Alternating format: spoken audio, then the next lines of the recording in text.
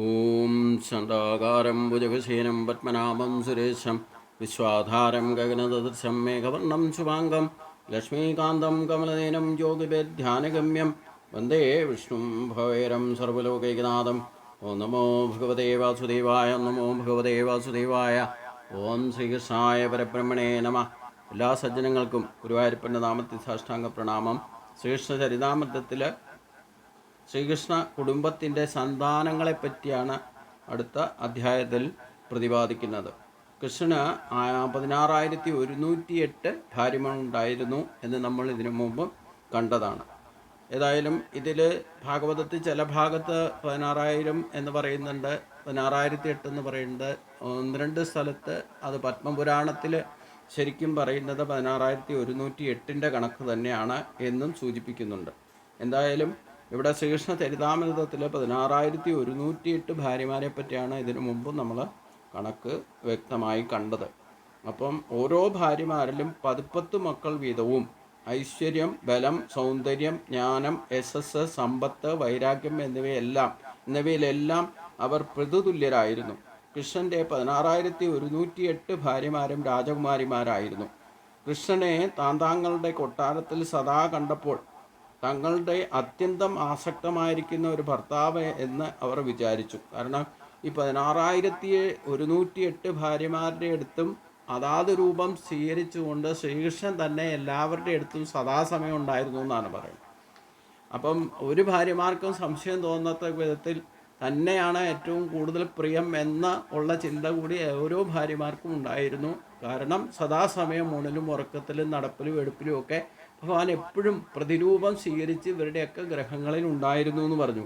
ഇത് പരീക്ഷിക്കാൻ വേണ്ടിയിട്ട് നാരദർ ഒരിക്കലും ഈ ഗ്രഹങ്ങളൊക്കെ സന്ദർശിക്കേണ്ട എങ്ങനെ ഇത് സാധിക്കാമെന്നറിയാൻ വേണ്ടിയിട്ട് നാരദർ പോയപ്പോൾ എവിടെയൊക്കെ ചെന്നോ അവിടെയൊക്കെ ശ്രീകൃഷ്ണനെയും ഭാര്യമാരുടെ ഒപ്പം ഓരോ ജോലികളിൽ ഏർപ്പെട്ടിരിക്കുന്നു. ഒന്നുകിൽ കുട്ടികളെ കളിപ്പിക്കുക, ഇല്ലെങ്കിൽ ഭാര്യമാരോട് വർത്തമാനം പറഞ്ഞിരിക്കുക, ഇല്ലെങ്കിൽ മറ്റു കാര്യങ്ങളിൽ ഏർപ്പെടുക. അങ്ങനെ ഗ്രഹാതുരത്വത്തിൽ വ്യാപൃതനായിക്കൊണ്ട് ഓരോ ഗ്രഹത്തിൽ ചെന്നപ്പോഴും ഭഗവാനെ കാണാൻ പറ്റിയെന്ന് അവർക്ക്. അപ്പം അത് ഭഗവാൻ തന്നെ പ്രതിരൂപങ്ങൾ വിവിധ രൂപം എത്രയെത്ര രൂപം വേണമെങ്കിലും സ്വീകരിക്കാൻ കഴിവുള്ള ആളാണല്ലോ. അപ്പോൾ ഭഗവാൻ അനേക രൂപങ്ങൾ ഗോപികളുമായിട്ട് രാസക്രീഡ നടത്തുമ്പോഴും ഓരോ ഗോപികൾക്കും ഓരോ ഭഗവാനെ കിട്ടിയതായിട്ടാണ് എല്ലാവരും കരുതിയത്. അപ്പം ഭഗവാൻ എത്രയെത്ര രൂപങ്ങൾ വേണമെങ്കിലും സ്വീകരിക്കാൻ കഴിയും എന്നുകൂടി തെളിയിക്കുന്നതാണ്. അതുകൊണ്ട് കൃഷ്ണനെ താന്താങ്ങളുടെ കൊട്ടാരത്തിൽ സദാ കണ്ടപ്പോൾ തങ്ങളോട് അത്യന്തം ആസക്തകരമായ ഒരു ഭർത്താവാണ്, അല്ലെ തങ്ങളെയാണ് ഭഗവാന് കൃഷ്ണൻ ഏറ്റവും പ്രിയം എന്ന് ഓരോരുത്തരും വിചാരിച്ചു. തൻ്റെ അനുസരണ ഉള്ള ഭർത്താവാണ് കൃഷ്ണൻ എന്ന് ഓരോരുത്തരും കരുതുകയും ചെയ്തു. എന്നാൽ വാസ്തവത്തിൽ കൃഷ്ണന് അവരിൽ ആരോടും പ്രത്യേക ആകർഷമോ മമതയോ തോന്നിയിരുന്നില്ല. കൃഷ്ണൻ നിസ്സംഗഭാവത്തിലാണ് ഈ ഗ്രഹശാസ്ത്ര സംബന്ധത്തിൽ വ്യാപൃതനായിരുന്നത്. കൃഷ്ണൻ്റെ ഒരേ ഒരു ഭാര്യ താനാണെന്നും കൃഷ്ണന് തന്നോട് അത്യന്തം പ്രേമമുണ്ടെന്നും ഓരോരുത്തരും വിചാരിച്ചിരുന്നെങ്കിലും ഭഗവാൻ കൃഷ്ണൻ ആത്മാരാമനാകയാൽ ആരോടും പ്രത്യേക മമതയോ പ്രത്യേക ശത്രുതയോ കാണിച്ചിരുന്നില്ല. അതാണ് സർവത്ര നവിസ്നേഹ തത്വപ്രാപ്യ ശുഭാശുഭം നാഭിനന്ദദ്വേഷി തസ്യ പ്രജ്ഞാപ്രതിഷ്ഠിത എന്ന ഉപദേശം ഭഗവാൻ നൽകിയതും. ആരോടും കൂടുതൽ മമതയോ സ്നേഹമോ കാണിക്കാൻ പാടില്ല, എന്നാൽ ആരും വെറുക്കാനും പാടില്ല. ഒരു ദൂരം എല്ലാവരോടുമായിട്ട് കീപ്പപ്പ് ചെയ്തോളണം. അത് വസ്തുക്കളോടായിക്കോട്ടെ, സംഘദോഷവും സമ്പർക്കദോഷവും നമുക്ക് ഉണ്ടാകാതിരിക്കണമെങ്കിൽ നമ്മൾ ഉപയോഗിക്കുന്ന വസ്തുവകളായിക്കോട്ടെ, നമ്മുടെ ബന്ധുക്കളായിക്കോട്ടെ, ഏത് തരത്തിലുള്ള ബന്ധുക്കളായാലും അവരോടൊക്കെ ഒരു ദൂരം കീപ്പപ്പ് ചെയ്തോളണം എന്ന് ഭഗവാൻ ഇവിടെ കാണിച്ചു തരാം. 16,108 ഭാര്യമാരുണ്ടായിരുന്നാലും ഇവരിലൊക്കെ ഒരു നിസ്സംഗഭാവത്തിലാണ് പെരുമാറുന്നത്. എന്നാൽ ആർക്കും സംശയം തോന്നിയിട്ടുമില്ല, എന്നെ ഇഷ്ടമല്ലെന്നോ ഇല്ല അങ്ങനെയൊന്നും തോന്നിയിട്ടുമില്ല. തന്നെയാണ് ഏറ്റവും കൂടുതൽ ഇഷ്ടമെന്ന് എല്ലാവർക്കും വിചാരധാര അങ്ങനെ ഉണ്ടായിരുന്നു താൻ. എന്നാൽ ആരോടും പ്രത്യേക മമതയോ പ്രത്യേക ശത്രുതയോ ഭഗവാൻ കാണിച്ചിരുന്നില്ല എന്നാണ്. എല്ലാ ഭാര്യമാരോടും അദ്ദേഹത്തിന് സമഭാവന ഉണ്ടായിരുന്നു. ഓരോ ഭാര്യയുടെ പോലും ആവശ്യം അദ്ദേഹത്തിന് ഉണ്ടായിരുന്നില്ല. വാസ്തവത്തിൽ അവരൊക്കെ സ്ത്രീകളായിരുന്നതിനാൽ കൃഷ്ണൻ്റെ സമുന്നതനായിരിക്കുന്ന നിലയോ അദ്ദേഹത്തെക്കുറിച്ചുള്ള സത്യങ്ങളോ ഈ ഭാര്യമാർക്ക് മനസ്സിലാക്കാനും കഴിഞ്ഞിരുന്നില്ല. ഭഗവാന്റെ ഈശ്വരത്വത്തെക്കുറിച്ച് ഇവർക്കൊന്നും അവബോധം ഉണ്ടായിരുന്നില്ല. ഇവരൊക്കെ സാധാരണ കുടുംബജീവിതം നയിക്കുന്ന ഗൃഹസ്ഥാശ്രമികൾ തന്നെയായിട്ടുള്ള ഭാവത്തിലാണ് നിന്നിരുന്നത്. മറ്റുള്ള ദൃഷ്ടിയിലോ അല്ലെ ഭഗവാനെ പറ്റി യാതൊരുവിധ അദ്ദേഹത്തെക്കുറിച്ചുള്ള സത്യങ്ങളോ ഈ ഭാര്യമാർക്ക് മനസ്സിലാക്കാൻ കഴിഞ്ഞിരുന്നില്ല എന്നുള്ളതാണ്. അത് ഇന്നത്തെ കാലത്തും അതെ. ഭാര്യ ഭർത്താവിനെയോ ഭർത്താവ് ഭാര്യയെയോ എത്രയൊക്കെ ആയാലും ചില ഗൂഢമായ കാര്യങ്ങളൊന്നും ആരും അങ്ങോട്ടും ഇങ്ങോട്ടും മനസ്സിലാക്കാറില്ല എന്നുള്ളതാണ് സത്യം. മനസ്സിലാക്കാൻ സാധിക്കില്ല, അതാണ്. ആ തന്മയി ഭാവത്തിലേക്ക് എത്താറില്ല സാധാരണ. അത് എത്തിയാൽ കുറേയൊക്കെ മനസ്സിലാകും, എന്നാലും 100% ആകില്ല. ചിലതൊക്കെ ഗൂഢരഹസ്യമായിട്ട് ഭഗവാൻ വച്ചിരിക്കുന്ന പോലെ തന്നെ എല്ലാവരിലും ആത്മസത്യം തന്നെ ഗൂഢരഹസ്യമായിട്ടാണ് ഇരിക്കുന്നത്. അപ്പം അതിനെ അവനവന് തന്നെ പൂർണ്ണമായിട്ട് മനസ്സിലാക്കാൻ സാധിക്കാതെ അവരെങ്ങനെ മനസ്സിലാക്കാൻ സാധിക്കും? ഇതാണ് ഏറ്റവും വലിയ രഹസ്യം. ഗൂഢരഹസ്യം എന്ന് പറഞ്ഞാൽ ഗൂഢാകേശേന ഭാരത എന്നാണ് പറഞ്ഞിരിക്കുന്നത്. അപ്പം എല്ലാം ഹൃദയങ്ങളിലും ഇരിക്കുന്ന ആത്മാവ് തന്നെ രഹസ്യമായിട്ട് ഗൂഢമായിട്ടാണ് ഇരിക്കുന്നത്. അത് ഈ ശരീരധാരികളായിട്ട് നമ്മൾ വന്നിട്ടുണ്ടെങ്കിൽ പോലും നമ്മുടെ ഉള്ളിലിരിക്കുന്ന ആ രഹസ്യത്തെ, ആ ഗൂഢരഹസ്യത്തെ നമുക്ക് തന്നെ പൂർണ്ണമായിട്ട് ഉൾക്കൊള്ളാൻ സാധിക്കാതിരിക്കുന്ന അവസരത്തിൽ മറ്റൊരാൾ, അത്ര തന്നെ അടുത്ത ബന്ധുവായാലും ഇഷ്ടമുള്ളവരായാലും ഒരിക്കലും മനസ്സിലാക്കാൻ സാധിക്കില്ലെന്ന്. അപ്പോൾ 16,108 പേർക്കും ഭഗവാനെ യഥാർത്ഥത്തെ മനസ്സിലായിട്ടില്ല എന്ന് തന്നെയാണ് ഇവിടെ പ്രതിപാദിക്കുന്നത്. അത് സാധിക്കില്ല, അതാണ്. എത്രയൊക്കെ തന്മയീഭാവം രുക്മിണിക്ക് വരെ പൂർണ്ണമായിട്ട് മനസ്സിലാക്കാൻ സാധിച്ചില്ലെന്നാണ് പറഞ്ഞത്. രുക്മിണിയാണല്ലോ ലക്ഷ്മി ദേവി ഏറ്റവും കൂടുതൽ ലക്ഷ്മിയുടെ അവതാരമായിട്ട് വന്നത്. അപ്പം അത്രയധികം ആത്മാവും ജീവാത്മാവും പരമാത്മാവും തമ്മിലുള്ള വ്യത്യാസം ഉണ്ടെന്നല്ല, സൃഷ്ടിക്കുന്ന ആളും സൃഷ്ടിക്കപ്പെടുന്നവരും തമ്മിലുള്ള ഒരു അന്തരം എപ്പോഴും ഉണ്ടായിരിക്കുന്ന, അതാണ് വ്യത്യാസം. സൃഷ്ടികർത്താവിൻ്റെ തന്മയി ഭാവം സൃഷ്ടിക്കപ്പെടുന്ന വസ്തുക്കൾക്കോ ജീവജാലങ്ങൾക്കോ ഒരിക്കലും എത്ര തന്മയി ഭാവം ഉണ്ടായ ബ്രഹ്മാവിനോ വിഷ്ണുവിനോ സദാശിവനോ ആരായാലും വേണ്ടില്ല, മറ്റ് ദേവതകൾക്കൊന്നും. അതുകൊണ്ടാണല്ലോ മറ്റ് ദേവതകൾ പോലും വ്യത്യസ്തമായിട്ട് ഇന്ദ്രനെ പോലുള്ളവരൊക്കെ പ്രവർത്തിക്കുന്നത്. അപ്പം ഭഗവാനെ മനസ്സിലാക്കാൻ ഒപ്പം ജീവിച്ചാലും കാര്യമില്ല, പൂർണ്ണമായിട്ട് മനസ്സിലാക്കാൻ സാധിക്കില്ല എന്നാണ്. അതായത് ഇവിടെ കൃഷ്ണൻ്റെ സമുന്നതമായിരിക്കുന്ന നിലയോ അദ്ദേഹത്തെക്കുറിച്ചുള്ള സത്യങ്ങളോ ഈ ഭാര്യമാർക്ക് ആർക്കും മനസ്സിലാക്കാൻ കഴിഞ്ഞിരുന്നില്ല എന്നതാണ് ഗൂഢരഹസ്യം. കൃഷ്ണൻ്റെ ഭാര്യമാരായ എല്ലാ രാജകുമാരിമാരും അതീവ സുന്ദരികളായിരുന്നു. അവരെല്ലാം കൃഷ്ണൻ്റെ താമര ഇതൾ പോലുള്ള സുന്ദരമായ മുഖം, ദീർഘബാഹുക്കൾ, പരന്ന ചെവി, ഹൃദ്യമായിരിക്കുന്ന പുഞ്ചിരി, ഫലിതം നിറഞ്ഞ സംഭാഷണം, മധുരമായ വാക്കുകൾ എന്നിവയിലും ആകർഷകരായിരുന്നു. ഇത്തരം ആകാരവിശേഷത്താൽ സ്വാധീനിക്കപ്പെട്ട് തങ്ങളുടെ സ്ത്രൈണീയമായിരിക്കുന്ന ശാരീരിക ആകർഷകത്വം കൊണ്ട് കൃഷ്ണനെ ആകർഷിക്കാനായി അവരെല്ലാം അങ്ങേയറ്റം ഭംഗിയായിട്ട് വസ്ത്രധാരണം ചെയ്യുക, സുന്ദരിമാരായിട്ട് അണിഞ്ഞൊരുങ്ങി നടക്കുക ഇത് പതിവായിരുന്നു. ചില്ലി വില്ലാട്ടം കൊണ്ടും മൃദു സുസ്മേരം കൊണ്ടും അവർ തങ്ങളുടെ സ്ത്രൈണ്യമായിരിക്കുന്ന ഗുണവിശേഷങ്ങൾ പ്രകടിപ്പിക്കുകയും ചെയ്തിരുന്നു. ഇപ്രകാരം ദാമ്പത്യ പ്രേമത്തിൻ്റെ മാരശരങ്ങൾ ചൊരിഞ്ഞ് കാമാഭിലാഷങ്ങളെ ഉണർത്താൻ ഉദ്യമിച്ചു. എന്നിട്ടും കൃഷ്ണൻ്റെ മനസ്സിനെ ഇളക്കാനോ കാമാർത്തിയെ ഉദ്വേപിപ്പിക്കാനോ അവർക്ക് ആർക്കും കഴിഞ്ഞിരുന്നില്ല. എന്നുവച്ചാൽ സന്താനോത്പാദനത്തിന് വേണ്ടി അല്ലാതെ കൃഷ്ണൻ ഒരിക്കലും തൻ്റെ ഭാര്യമാരുമായിട്ട് ലൈംഗിക ബന്ധത്തിൽ ഏർപ്പെട്ടിരുന്നില്ല എന്നർത്ഥം. കാമകേളിയൊന്നും നടത്തിയിരുന്നില്ല എന്നാണ് ഇവിടെ പറയുന്നത്. ഉത്പാദനത്തിന് അല്ലെങ്കിൽ പ്രജകളെ സൃഷ്ടിക്കാൻ വേണ്ടിയിട്ടാണ് മനുഷ്യൻ അങ്ങനെ ഒരു കഴിവ് തന്നിരിക്കുന്നത്.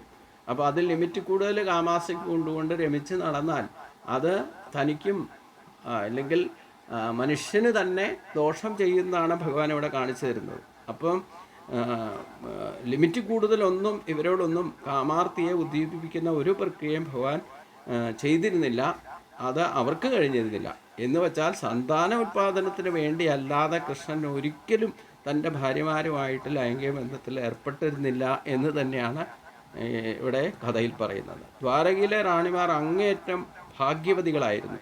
ഭർത്താവും ഉറ്റ സഖാവുമായി ബ്രഹ്മാവിനെ പോലുള്ള ദേവന്മാർക്ക് പോലും അടുക്കാനാകാത്ത ഭഗവാൻ കൃഷ്ണനെ ആണ് അവർക്ക് ലഭിച്ചത്. അവർ ഭാര്യാഭർത്താക്കന്മാരായി ഒന്നിച്ച് കഴിഞ്ഞുകൂടി. ഓരോ നിമിഷവും അവരുടെ പുഞ്ചിരിയിലും സല്ലാപങ്ങളിലും ഒത്തു ചേരലുകളിലും അതീന്ദ്രിയ ആനന്ദം വളർന്ന് വരുന്ന രീതിയിലായിരുന്നു ഭഗവാൻ എല്ലാവരോടും പെരുമാറിയിരുന്നത്. ഒരു മാതൃകാ ഭർത്താവ് എന്ന നിലയിൽ അവരോട് കൃഷ്ണൻ പെരുമാറിയിരുന്നത് പ്രത്യേകം ശ്രദ്ധിക്കേണ്ടതാണ്. എല്ലാവരെയും ഒരേപോലെ പ്രസന്നവതികളാക്കി അല്ലെങ്കിൽ സന്തോഷത്തോടെ അനായാസന ജീവിക്കാൻ പഠിപ്പിച്ച ആളാണ് ഭഗവാൻ. ആരോടും പ്രത്യേക മമതയോ സ്നേഹമോ എന്നാൽ ആരോടും ശത്രുതാഭാവമോ പക്ഷഭേദമോ സമചിത്തതയോടുകൂടി എല്ലാവരോടും ഒരേപോലെ തന്നെ പെരുമാറിയിരുന്നു എന്നതാണ് പ്രത്യേകത. ആർക്കും ഒരു സംശയം തോന്നിയിരുന്നില്ല തന്നോടല്ല ഭഗവാൻ ഇഷ്ടം മറ്റൊരാളോടെന്നുള്ളൊരു സംശയരോഗം വരെ ആർക്കും ഉണ്ടായിട്ടില്ല. ഇന്ന് ഒരാൾ ഒരേ ഒരു ഭാര്യയും ഒരേ ഒരു ഭർത്താവും ഉണ്ടെങ്കിൽ പോലും ഈ സംശയാത്മാ വിനശതി എന്ന് ഭഗവാൻ പറഞ്ഞ പോലെ വെറുതെ അതും ഇതും ചിന്തിച്ച് തെറ്റിദ്ധാരണ കൊണ്ട് സംശയിച്ച് ആരോടെങ്കിലും മിണ്ടുന്നോ അല്ലെങ്കിൽ വർത്തമാനം പറയുകയോ ഒക്കെ ചെയ്താൽ, ഫോൺ വിളിച്ചാലോ ഒക്കെ വെറുതെ തെറ്റിദ്ധാരണ കൊണ്ട് സംശയിച്ച് അത് കുടുംബകലഹമായിട്ട് മാറുന്ന അവസ്ഥ നമുക്കിന്ന് പല ഗ്രഹങ്ങളിലും കാണാൻ സാധിക്കും. അപ്പം ഈ മനസ്സിനെ ബാധിക്കുന്ന ഏറ്റവും വലിയ ക്യാൻസർ രോഗമാണ് സംശയരോഗം എന്ന് ഞാൻ പറയാറുണ്ട്. അതുകൊണ്ട് ഇവരെ സംബന്ധിച്ച്, ഇത്രയും പേരുടെ ഒപ്പം സംബന്ധിച്ചു, ഭഗവാനെ സംബന്ധിച്ച് മറ്റ് ഭാര്യമാർക്ക് പോലും യാതൊരുവിധ സംശയവും ഉണ്ടായിരുന്നില്ല എന്നുള്ളതാണ്. അതാണ് ഭഗവാൻ പറഞ്ഞതും. ഈ സംശയിക്കുന്നവർക്ക് ഒരിക്കലും സമാധാനവും ലഭിക്കില്ല. ഇവരൊക്കെ സന്തോഷിപ്പിച്ച നായസന ജീവിതം നയിക്കാനും പഠിപ്പിച്ചത് ഒരു മാതൃകാ പുരുഷോത്തമനായിരുന്നു ഭഗവാൻ എന്നാണ്. ഗൃഹസ്ഥാശ്രമത്തിൽ പ്രത്യേകിച്ച് ഒരു മാതൃകാ പുരുഷോത്തമനായ എന്ന നിലയിൽ, ഭർത്താവ് എന്ന നിലയിൽ അദ്ദേഹം ജീവിതം അനായാസന ജീവിച്ച് കാണിച്ചു കൊടുത്തു. എന്നിരുന്നാലും ഭഗവാൻ തൻ്റെ ആയിരക്കണക്കിന് ഭാര്യമാരുടെ എല്ലാം കൊട്ടാരത്തിൽ പ്രവേശിക്കുമ്പോൾ ഓരോരുത്തരും സ്വയം നേരിട്ട് കൃഷ്ണനെ സ്വീകരിക്കാൻ എത്തിയിരുന്നു. ഭഗവാന്റെ ആദരവും ഇല്ലേ ഭഗവാന് കൊടുക്കുന്ന എല്ലാവിധ സേവനങ്ങളും ഭാര്യമാർ തന്നെയാണ് ചെയ്തിരുന്നത്. ഓരോ ഭാര്യമാർക്കും നൂറുകണക്കിന് ദാസിമാരുണ്ടായിരുന്നെങ്കിലും ഈ ദാസിമാരെ കൊണ്ട് ഭഗവാന്റെ കാര്യങ്ങൾ ചെയ്യാൻ ഭാര്യമാർ ഒരിക്കലും അനുവദിച്ചിരുന്നില്ല. അത് നേരിട്ട് തന്നെയാണ് എന്ത് സേവനം ചെയ്യണമെങ്കിലും ഭാര്യമാർ തന്നെയാണ് ചെയ്തിരിക്കുന്നത്. അതായത് ഭഗവാൻ ഗ്രഹത്തിലെത്തിയാൽ സ്വീകരിക്കുന്നത് തൊട്ട് എല്ലാ കാര്യങ്ങളും അതാത് ഭാര്യമാർ തന്നെയാണ് ഓരോ ഗ്രഹത്തിലും ചെയ്തിരുന്നത്. ഭാര്യമാരുടെ എല്ലാം കൊട്ടാരത്തിൽ പ്രവേശിക്കുമ്പോഴും ഓരോരുത്തരും സ്വയം നേരിട്ട് തന്നെ കൃഷ്ണനെ സ്വീകരിക്കാൻ എത്തിയിരുന്നു. ഭഗവാന് വേണ്ട സേവനങ്ങൾ അവർ തന്നെ നേരിട്ട് നൽകിയിരുന്നു. നല്ല ഇരിപ്പിടം നൽകുക, ആവശ്യമായ ഉരുക്ക് പടികളുമായിട്ട് ആരാധന ചെയ്ത് ആ പാദപത്മങ്ങൾ കഴുകുക, താമ്പൂലം കൊടുത്ത് തളർച്ചയകറ്റാൻ സഹായിക്കുക, കാലുകൾ മന്ദമായി തലോടുക, സുഖമരുളാൻ താലവൃന്ദം കൊണ്ട് വീശുക, ചന്ദനദ്രവ്യം, തൈലം, സുഗന്ധദ്രവ്യങ്ങൾ എന്നിവ നൽകി കഴുത്തിൽ പൂമാലകൾ ചാർത്തുക, കിടക്കയിൽ കിടത്തി സ്നാനകർമ്മത്തിൽ സഹായിക്കുക. ഇപ്രകാരം എല്ലാ തരത്തിലും വിശേഷിച്ചും അദ്ദേഹം ഭക്ഷണം കഴിക്കുമ്പോൾ അവർ അദ്ദേഹത്തെ വഴിയാമണ്ണം പരിചരിച്ചു. അവർ ഭഗവത് സേവയിൽ നിരന്തരം മുഴുകിയിരുന്നു എന്നാണ് പറയുന്നത്. 16,108 ഭാര്യമാരിലും കൃഷ്ണന് 10 പുത്രന്മാർ വീതം ജനിച്ചു. ആദ്യത്തെ 8 ഭാര്യമാരിൽ ഉണ്ടായ കുട്ടികളുടെ പട്ടിക ഇവിടെ കൊടുക്കുന്നു.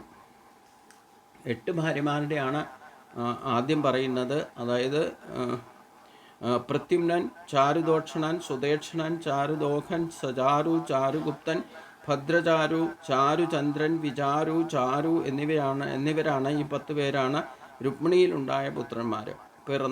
രുക്മിണിയിൽ പിറന്ന 10 പുത്രന്മാർ.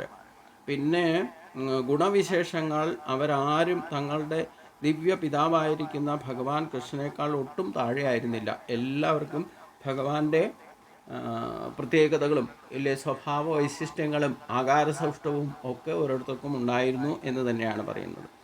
സത്യഭാമയ്ക്ക് ഉണ്ടായിരുന്നു 10 മക്കൾ. അവരുടെ പേരുകൾ ഭാനു, സുഭാനു, സ്വർഭാനു, പ്രഭാനു, ഭാനുമാൻ, ചന്ദ്രഭാനു, ബഹുഭാനു, അതിഭാനു, ശ്രീഭാനു, പ്രതിഭാനു. ജാമ്പവതിയുടെ പുത്രന്മാർ ഇവരൊക്കെയാണ്: സാമ്പൻ, സുമിത്രൻ, പുരജിത്ത്, ശതജിത്ത്, സഹസ്രജിത്ത്, വിജയൻ, ചിത്രകേതു, വസുമാൻ, ദ്രാവിഡൻ, കൃതു. ജാമ്പവതിയുടെ മക്കളാണ് ഭഗവാന് സുവിശേഷ വാത്സല്യമുണ്ടായിരുന്നു എന്ന് പറയുന്നു.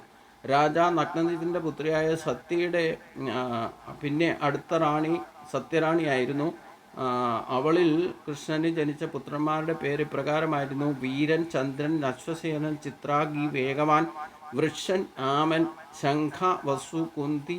ഇവരിൽ കുന്തി അതിശക്തനായിരുന്നു. കാളിന്തിയിൽ കൃഷ്ണന് ജനിച്ച പുത്രന്മാർ ഇവരൊക്കെയാണ്: ശ്രുതൻ, കവി, വൃക്ഷൻ, വീരൻ, സുബാഹു, ഭദ്രൻ, ശാന്തി, ദർശൻ, പൂർണ്ണമാവസൻ, ഏറ്റവും ഇളയവൻ സോമകൻ, ദാക്ഷിൺ ദാക്ഷിൺ ദാക്ഷിണാത്യനായിരിക്കുന്ന രാജാവിൻ്റെ പുത്രിയായിരിക്കുന്ന ലക്ഷ്മയുടെ പുത്രന്മാർ ഇനി പറയുന്നവരാണ്: പ്രകോഷൻ, ഗാത്രവാൻ, സിംഹൻ, ബലഭദ്ര, പ്രബലൻ, ഊർധകൻ, മഹാശക്തി, സഖൻ, ഓജൻ, അപരാജിതൻ. അതുപോലെ തന്നെ അടുത്ത റാണിയായിരുന്ന മിത്രവൃന്ദയ്ക്കുമുണ്ട് 10 പുത്രന്മാർ: വൃകൻ, ഹർഷൻ, അനിലൻ, ഗൃദ്ധൻ, വർദ്ധനൻ, അന്നാദൻ, മഹാസൻ, പാവനൻ, വന്നി, ശുധി എന്നിങ്ങനെയാണ് അവരുടെ പേര്.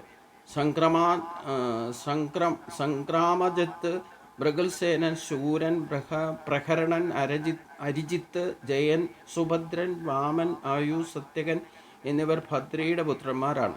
ഈ 8 മുഖ്യ റാണിമാർക്കും പുറമേ കൃഷ്ണന് 16,100 ഭാര്യമാരും അവർക്കൊക്കെ 10 പുത്രന്മാരുണ്ടായിരുന്നു എന്നും പറയുന്നു. രുക്മിണിയുടെ മൂത്ത പുത്രനായിരിക്കുന്ന പ്രദ്യുമ്നൻ ജനിച്ചപ്പോൾ തന്നെ മായാവതിയെ വിവാഹം കഴിച്ചു. പിൽക്കാലത്ത് അദ്ദേഹം മാതുലനായിരിക്കുന്ന രുക്മിണിയുടെ മകൾ രുക്മവതിയെ വിവാഹം ചെയ്തു. പ്രദ്യുമ്ന് അനിരുദ്ധൻ എന്നു പേരായ ഒരു പുത്രനുമുണ്ടായിരുന്നു.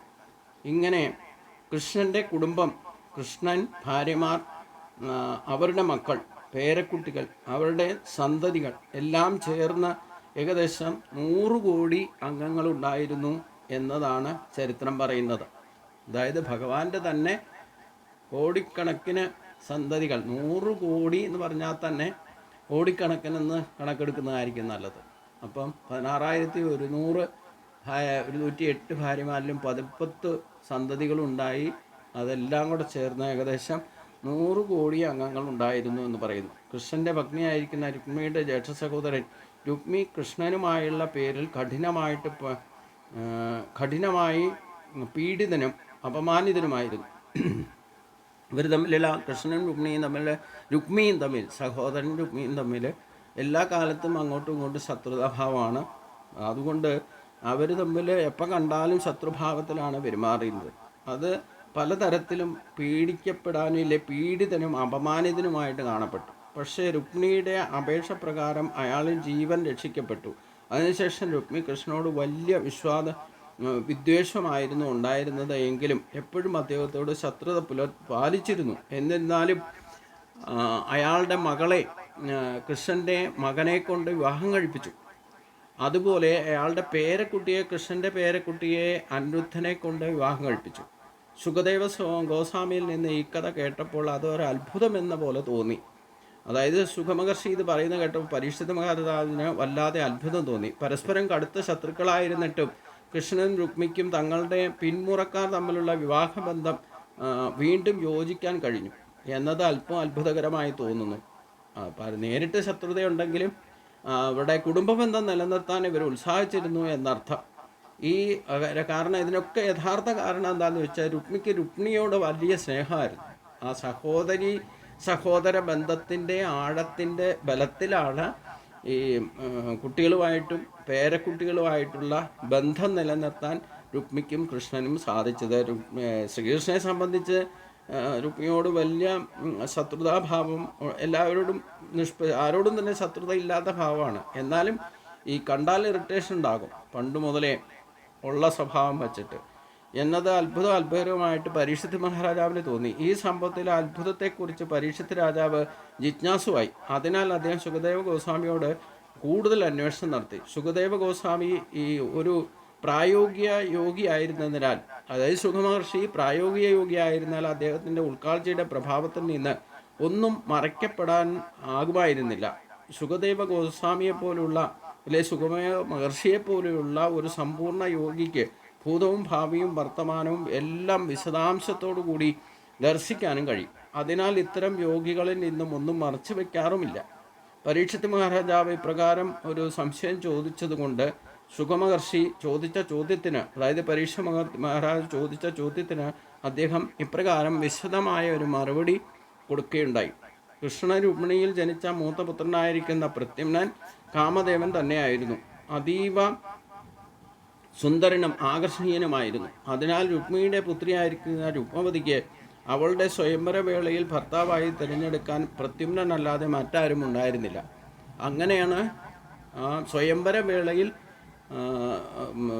രുക്മിയുടെ പുത്രി രുക്മവതി ആണ് പ്രത്യുമ്നനെ വിവാഹം കഴിച്ചത്. സ്വയംവരത്തിൽ പ്രത്യുമ്നെ തന്നെ തിരഞ്ഞെടുത്തു എന്നാണ് പറയുന്നത്.